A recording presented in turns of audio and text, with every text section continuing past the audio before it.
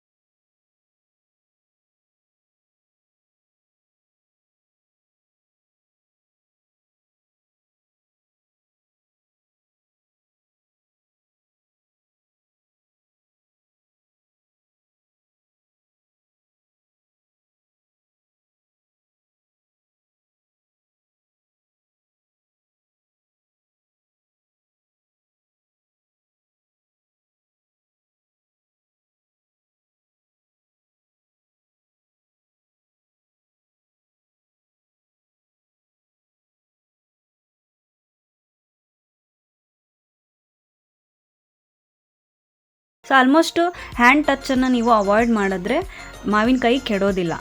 Okay, so ನೋಡಿದ್ರಲ್ಲ, ಇದಿಷ್ಟು ಹಿಂದಿನ ದಿನದ ತಯಾರಿ. ಇವತ್ತು ಉಪ್ಪಿನಕಾಯಿ ಹಾಕೋದಿನ, ಅಂದರೆ 2ನೇ ದಿನ ನಾವೇನೇನು ಮಾಡ್ತಾ ಇದ್ದೀವಿ ಅಂತಂದರೆ ನೋಡಿ, ಇಲ್ಲಿ ಸುಲಿದಿಟ್ಕೊಡುವಂಥ ಬೆಳ್ಳುಳ್ಳಿ ರೆಡಿ ಆಗೈತಿ, ಮತ್ತು ನೀರು ಬಸ್ತು ಸ್ವಲ್ಪ ಶೇಡ್ ಡ್ರೈ ಮಾಡ್ಕೊಂಡಂಥ ಮಾವಿನಕಾಯಿ ಪೀಸ್ ರೆಡಿ ಅದಾವ, ಮತ್ತು ಮಿಕ್ಸಿಗೆ ಹಾಕ್ಕೊಂಡಿರುವಂಥ ಖಾರದ ಪುಡಿ ರೆಡಿ.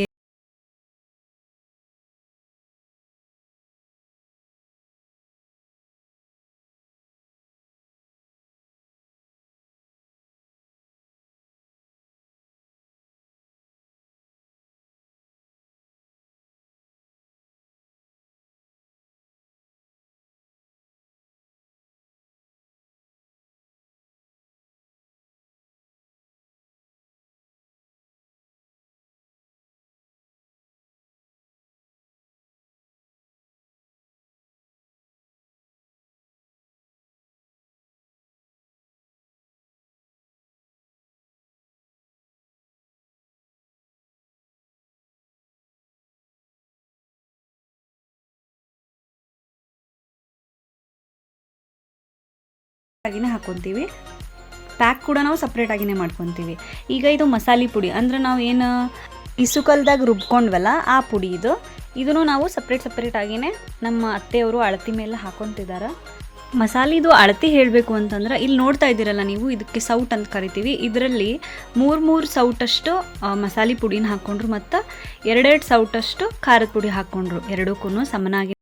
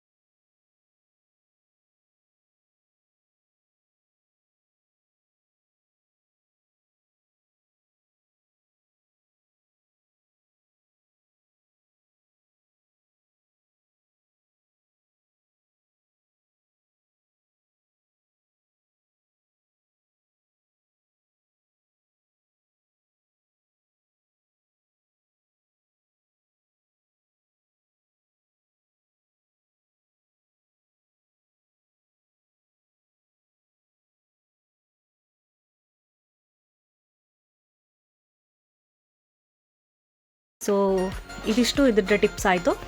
ಈಗ ಉಪ್ಪಿನಕಾಯಿಗಳನ್ನ ಚೆನ್ನಾಗಿ ತುಂಬಿದ ಮೇಲೆ ಮೇಲ್ಗಡೆ ಇನ್ನೂ ಸ್ವಲ್ಪ ಬೇಕಾದರೆ ಬೆಲ್ಲ ಹಾಕೋಬೋದು ಬೇಕಾದರೆ. ಸೊ ಬೆಲ್ಲ ಹಾಕಿ ಮತ್ತೆ ಚೆನ್ನಾಗಿ ಕುಲ್ಕಿಸ್ಬೇಕು, ಎಲ್ಲ ಕಡೆ ಹರಡೋ ಥರ.